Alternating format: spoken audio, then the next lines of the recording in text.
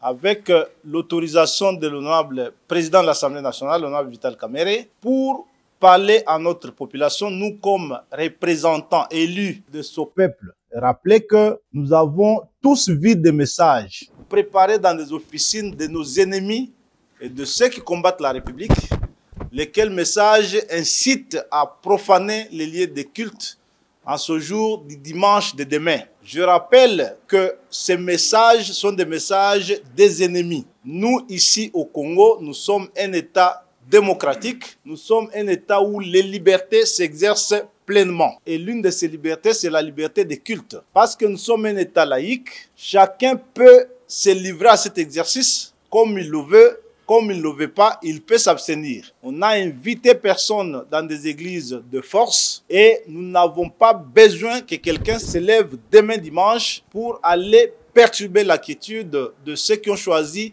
de glorifier leur Dieu. Et cela concerne toutes nos églises, l'église catholique, les églises protestantes autant, l'islam, les églises de réveil. Parce que le droit à la différence est l'un de nos droits consacrés. Il est autant consacré par notre constitution. La tolérance, elle est une règle d'or dans la démocratie. Et donc, il faut que demain, tous ces gens qui lancent ces messages les arrêtent dès ce soir et que nous insistons auprès de notre population que chacun se rende à sa prière comme d'habitude. Je le ferai autant. Je vais aller à ma messe du matin et que notre population doit rester vigilante pour que tout celui qui tenterait de perturber la quiétude des lieux de culte soit interpellé, jugé et condamné sévèrement. Et cela vaut autant pour le respect dû aux serviteurs de Dieu, qu'ils soient catholiques, protestants et autres. Nous refusons donc d'exprimer nos différences par la violence. Et ce que j'ai dit est aussi